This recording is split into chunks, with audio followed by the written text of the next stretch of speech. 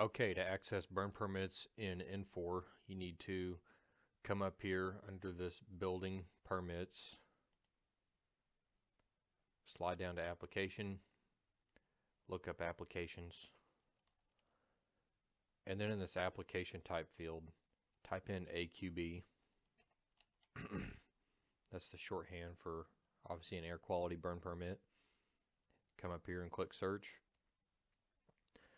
Now you want to see the most recent ones. It will initially start out showing you the oldest ones. These 4 digits right here will be the year that the permit was applied for and issued. So you want to see the recent ones. Click on it a couple times and you'll start seeing the most recent ones. And then for any one of these, if you want to look at it, you can just open this up. Now, well, first of all, if there was a review to do, this is your N4 to-do list for the solid waste to-do list. Click on review a couple times. Most of these are going to be asbestos reviews. And if you click on it a couple times, anything that's not an asbestos will appear here at the top, and here you see a Parks burn permit application. And you could click on the blue one here, but we'll look at it through here. So if we were going to review this, I click on those blue numbers. I'm going to, and all kinds of information will be here. Hopefully the owner or whoever is doing this is going to be here.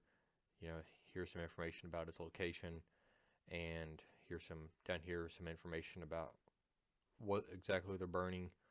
But most of your details are going to be under this tab, and then under AQB details.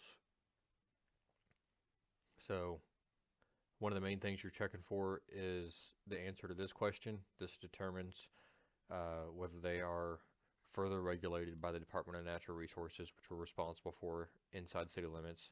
So if they answered yes, then they could potentially have to use an air curtain, or probably will have to, if the answer is yes and they're in city limits, they have to use an air curtain destructor. So, and then, you know, you just take in the state rules and the city policy, and you're looking at the answers to these questions and making sure that they have a plan for fire control, which is good enough, and that they've entered a contact name. Asterisk fields are required, so they can't submit the application without filling those in, and contact. So just making sure everything's good there, getting answers to your questions like this one, like you want. Hit close. Hopefully you can see more information about the applicant under this tab. Phone number, email will hopefully be there. And then sometimes under attachments, just like they did here, they will submit a picture of, or an aerial view of where they're going to burn. So they're showing you, oh, we're going to burn right here, and here's the pile. So anyway, if it all checks out and looks good to you, you just come up here and, or go to down here to review. Click on that review, and then you can come in here and approve this. So we're approving it is, I'm just going to hit, if you're in a date field, you can just hit T and it'll enter today's date and time. Hit tab to go between them, hit T again.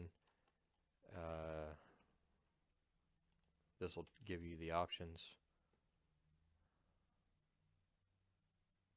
So we just want to hit approved, hit select. I would tab over, hit T again, and then I would enter however much time I spent on it between emails, phone calls, site visits, working on the review. Let's say it was an hour. And then you would hit this for save and close. I'm not going to actually do it because I'm not ready to approve this permit, but that's what you would do. So, and then if that all looks good, if you saved and closed it after you approved it, I don't know what it's doing now. If you saved and closed it, you would see the milestone here move from intake to collect fees, and then that whoever the applicant is would be able to pay their fees through eCity, and you would be able to come here to fees and see that a fee would be created for the burn permit amount. I did forget to show you when you're resulting it, if there's something you want them to do different, if you want them to upload an image, if they didn't give you all the information you wanted them to give you, while you're in here for record results, one of the results you could choose was resubmit, and obviously just choose resubmit, fill in all the other things, and then in comments here, write in why you want them to resubmit and hit save and close. And then the milestone would revert back to customer update. So you do need to, after it goes to collect fees, hopefully when they're getting information on applying, or you just need to remember to come back and check, I ask them to let me know once they've paid fees, so then I can come back in here and send an email of the permit to the fire department, which I will also show how to do that here. So after they've paid their fees, it will move to issue permit, just like this one. So this is this permit is done. They have it. Now, when it's here, the permit becomes available. You could see it by clicking on this. So there's the permit. Again, that's this button right here, reports. You're looking for this reports button. Or you can email it, which this is how we get it to the fire dispatchers. And the email you send it to is #E, and mine auto populates because I've been using it, and you can go into your Outlook and find this email if you need to. But right there, I type in usually the address of the burn permit or the burn permit number. So I type in burn permit. Oh, you can see some examples. So like that right there. That's what I would type in, an example of it. And then sometimes I'll type in here, you know, if you have any issues, let me know. And I'll put my name because I'm not sure they can't see my name. So, and then I would hit send email, but I'm not going to. And that would be it. And then you would be done.